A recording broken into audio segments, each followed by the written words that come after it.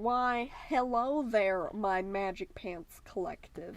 Yes, that's what you're all called, and I'm sorry if there's noises in the background. My cat is currently bathing himself while I'm recording. Please do excuse my handsome boy. So this is me, Dharma, also known as the Entertainer, also known as your amazing host and the Demi-Omni Queen. I don't know why I spoke like that. I'm just feeling extra kawaii or quirky or whatever you want to call it today. I don't know, okay? I like kawaii. It's so cute. I love it. But anyway, so today I'm going to be talking about what is currently the top 5 bestest, that is the official term, bestest games that I've ever seen on Roblox and should be trending instead of whatever weird Ben thing is going on Roblox. I have no idea. But anyways, so let's get into it. So, at number 5, would be, oh dear God, what is it called? I forgot what it was called. Why am I not in Roblox right now? I've got my iPad in front of me so I can remember which ones I even picked out in the first place, and I still don't know. Ragdoll Simulator. It has very realistic ragdoll physics. I love it so very much. It is incredibly fun. You can enable anti-gravity for free. You can jump. You can do so, and you can even go into first-person mode, which most people find nauseating. Which I can understand that, but me personally, I love being in first-person mode and like acting like I'm falling to my doom, which I think is fun for some reason. I don't know. I may be slightly crazy. But I personally love it. And when it comes to the different potions and stuff, because there's like a shrink potion, a grow potion and stuff, it allows you to use it to a certain extent for free, which I definitely like. You get like a little trial of it. You know, you get to shrink and grow a certain amount before it asks you to buy. And I really like that. Personally, I've never spent Robux on this game simply because I'm not a big spender in whether it comes to real money or to fake in-game money, which actually costs real money. But still, I'd say pretty good. 8 out of 10. Love it. Best Ragdoll Simulator you'll find on Roblox. Like if you type in like Ragdoll, everything else is like, it's not bad. It's just a little more rudimentary than this one. This one has slides and climbing hills, and you can teleport to places and skydive. And it's just so fun. I brought one of my friends into it, and she loved it too. There's like a bouncy castle that bounces you up and down, off the ceiling to the floor, off the ceiling to the floor. I find it incredibly fun and relaxing if I'm not sure what to do, or if I just feel like causing my Roblox character injury. So, yeah. So far, it's already incredibly good. So, anyways, so get rid of that. The next one is, something that I really love, and I played back when it was, like, very incredibly simple, and that this game is called Super Doomspire, and I honestly don't know why this is not on the trending page, because this is amazing. Basically, it's one of those, where in classic mode, there's different modes to it, so you know it's cool. But in classic mode, there's 4 teams: yellow, red, green, and blue. And you each have to defend your tower from the other teams. And what you do is you along with each members of all the other teams and your own, you get a rocket launcher, a bomb, something to throw. It by default it's a ball, but you can get skins for it, so I turned mine into a mouse, and a sword, so you can, PvP players. And it's basically a big fight to the death, essentially. What you do is you take down the other enemies' towers and things like that to keep them from spawning anymore. Like, once your tower is over the side of the map, it disappears and they're no longer able to spawn. So you get to destroy the tower piece by piece, like a rocket launcher will blow up like individual blocks and stuff, so there's actually a bit of work you have to put into it in order to blow it up just right to where it falls over, because there are occasions where the tower falls forward and it still remains on the map, so the enemy team can still spawn. And I think that's incredibly fun because it gives you, you put in a little bit more time, a little bit more effort and fun into the game by helping your team defeat that team and finally taking that tower down. And it's honestly so fun. Like I said, there's other modes too, like there's 2-team mode where it's just be like red team versus blue team or blue team versus yellow or whatever. I personally like classic the best because, there's more towers to take down and I find that fun. There's also infection mode, where it's a completely different game essentially, where there's survivors versus zombies and, things like that.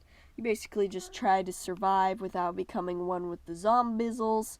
Unless you're a zombizzle, then you go and try and defeat the humans. So that's pretty fun. I wouldn't say it's the main appeal of the game. Another thing is you can get custom emotes within it too, just for inside the game though. I personally went out of my way to collect all the tower ones, which I found fun. And you can also get different skins for your rocket launchers and stuff, which actually makes them more powerful. Like, I was playing a game yesterday to compile my most favorites in this video, and one of the people had like a sword skin, and it allowed them to set people on fire with their sword, which caused continuous damage. So that was interesting. That was fun. Alrighty, so on to the next one. Oh my goodness, which one is the next one? I don't understand. Okay, so the next one here is gotta find Dragon Adventures. Now this game is incredibly fun, and I do believe it is like on the popular or trending or whatever it's called page, and it's honestly a super well put together game. It's basically where you can get dragons of all sorts of different types. There's so many different types. There's like a new one trending every day or something. And so because of that,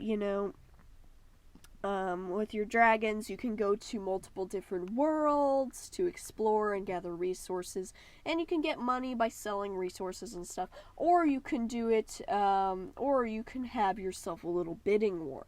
There's a specific world in which you can basically bid off your dragons if you have any that you don't want anymore or something.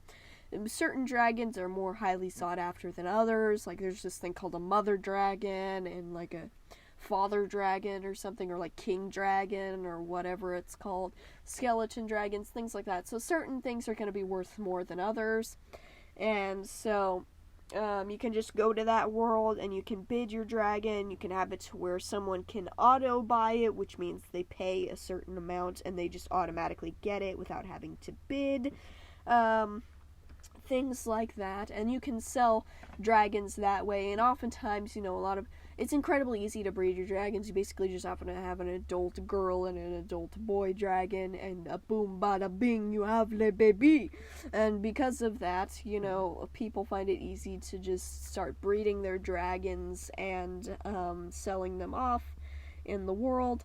I personally don't do that anymore. I run a sort of dragon orphanage thing where I take unwanted dragons and things, I grow them up to elderhood, which is the oldest they can be, and then I see if I can find them a better home. Obviously, there are dragons that I keep as well, but for dragons that I don't necessarily want, instead of just deleting them, which makes my heart twinge, I decide to give them away either for free, or I go back to the bidding world and see if they'll go for anything. But yeah, so if you're ever in a server with me, just know that there's a possibility you may be getting a free dragon. So, but don't beg me for it, okay? I might not have one. But anyways. So, with that one out of the way, we come to number 2, Monsters of Etheria. This game is amazing. I don't know how more people aren't playing it. Now, you may be thinking, wait, is this like Creatures of Scenaria? No, you are wrong.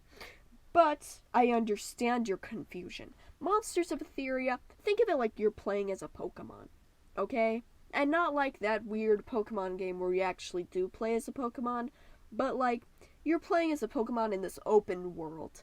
Alright, you can be a human if you want, but it's preferable that you be a Pokemon, because you can fight stuff. It's basically where you are this Pokemon-like creature. They still have their own creatures and stuff, but they actually name the moves and stuff after Pokemon moves, because, you know, it's just easier than coming up with your own moves. So all of the moves are Pokemon types and, you know, Pokemon move names and things like that. But aside from that, it is its completely own thing. There are quests throughout the world, and granted, while there aren't that many, you often get different types of Pokemon from them, like legendaries and things like that, if you break your back for several hours trying to figure out where the egg is. But, aside from my lack of sanity after this, it was an amazing game. There are different types of servers. There's roleplay servers where you get less XP, but you're less likely to die as well from other people. And, you know, you're more likely to find roleplays. Oftentimes being Pokemon roleplays where someone's a trainer and, like, you can be a Pokemon, or you can be a trainer and have the Pokemon. You know, so this is why I have this Pokemon comparison, because people that play the game and have played the game longer than me even admit that it's a lot like Pokemon, so. But, with that aside, and then there's also PvP servers where you get more XP, but people that are stronger than you are more likely to fight you, and for you to get into battle and things like that, when you may not be prepared for that. So, you know, just take caution when it comes to that. But yeah, so I personally hang out in roleplay servers more, simply because I am a roleplay fanatic, which will come into play in the next game, number 1, but we're not quite there yet. But yeah, in Monsters of Etheria, there are some well put together models. It is so fun. I absolutely love it. And you don't have to do anything special like fighting people in order to level up. Yes, you can still fight people and do battles, and you can actually challenge specific people to a battle, and people can join in battles, or not join in, can watch your battle with someone as well, as and you can watch battles too. But something that I find really cool, as soon as I gather my brain together, I forgot what I was gonna say. But yeah, so you can challenge people to battles and stuff, which can, and like, there's all sorts of special items that you can use to craft together, which gives you even more Pokemon to be. I'm just gonna call them Pokemon because that's the simplest way I can say it. But they are completely unique creatures and things like that. And, you know, you can earn different new types of Pokemon either by running into them in the wild, or you can craft certain items to get them, or go on certain quests, and there's all sorts of different types. And the cool thing about it is, unlike in Pokemon, where when your Pokemon evolves, you can't do anything about it other than, well, I guess they're going from cute to not so cute now. What you can do is you can choose whether or not to evolve. And I personally like evolving just to see what the next form looks like. And you can do it when you get to a certain level. Speaking of that, going back to the point that I was trying to find earlier, when you get to, in order to level up, you don't even have to battle or anything. You just have to wait, essentially, and you can level up. So you don't have to do anything special, you don't have to get a magic stone, you don't have to figure something else out. You just have to wait long enough, and you accumulate XP just by being in the game as your creature. So oftentimes what I do in order to... I'm so sorry, my cat bumped the mic. Oh, you silly cat. But oftentimes what you can do in order to get XP is just to hide in a bush somewhere and just leave your game running for a little while. And you will eventually be amazing. So yeah. So now we come to the last and the greatest game that I have ever seen. I'm not even very big of a fan of this TV series, but this is one of the greatest roleplay games I've ever seen. Gem Galaxies. How is this not the most popular game on Roblox? But in all seriousness, it is such a well put together game. I love it with an intensity, and I barely even watched Steven Universe. I'm like 18 episodes in, and like each episode's 11 minutes long. So really, I haven't been watching for a very long time. But yeah, it's amazing. Okay, even if you're not a fan of the show or have never even heard of the show Steven Universe, I recommend checking it out because the other people role playing along with you will know stuff, and you can ask them. They are so nice. I haven't encountered one mean person in a server, and like there's always like in roleplay places, there's always that one person. You know what I'm saying? On Roblox, there's always that one dude. You know, there's always the one guy who wants to ruin it for everybody, or wants to force their zombie infection roleplay onto everyone on the server, even if you don't want to play. You know, they're all like, "You're a zombie now, I bit you," and I'm all like, "Dude, I don't want to do this roleplay." Like, you see it on places like Brookhaven all the time. Nothing against Brookhaven, it is an amazing game, but yeah, on Gem Galaxies, I haven't encountered one single person. I haven't encountered any bullying. Now, of course, that just may be my experience, but I've been in servers for like hours, so it's one of those where like, how have I not encountered something? But anyways, so like I said, this is based off of the popular show Steven Universe, and this game is actually the reason why I'm into the show, not the other way around. So yeah, in Gem Galaxies, you basically get to be these gems, you know, and you get to play as different characters, and there's such a big selection of models. There's such an amazing selection. Like, oh my goodness, the work that must have gone into this. This is so amazing. Seriously, I think it's my top roleplay game of all time. Like, there are some classics, okay, that I wish I could go back to, but I can't now because Gem Galaxies has stolen my roleplay heart. Those models. But yeah, it is some of the greatest modeling work I've ever seen. From what I've watched on the show, it is perfecto. I love it. It is amazing. And there's a variety of special emotes that you can use within the game, and there's even different emotes and different poses and stuff from model to model. Like, seriously. Okay, maybe not from model to model, but from character type to character type. It is so amazing. Steven Universe fans, if you're here, I recommend checking it out. Just type in Gem Galaxies. But yeah, and it even has its own lore to it as well. It not only builds upon the lore of Steven Universe, but it also has its own. And that's golden. I love it when somebody takes something and, you know, makes it even better. Thank you. Thank you. Who's the name of the developer? Hold on. Developer. Lexariis.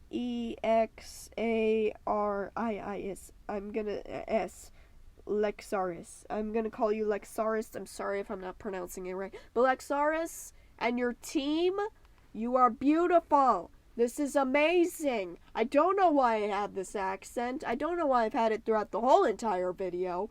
But thank you. Thank you for this hidden gem. No pun intended. Actually, pun intended now.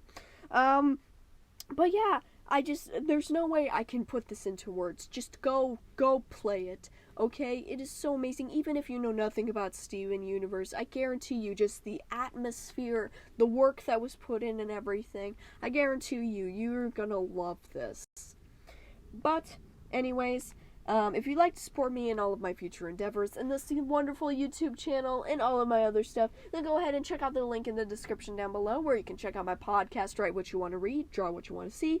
It is available on things like Apple Music or podcasts or whatever it's called, Spotify, iTunes, I think, Probably not, though. I don't recall that being there, so never mind. But it's also available on Spotify, on Anchor, all sorts of different places. So, yeah. And,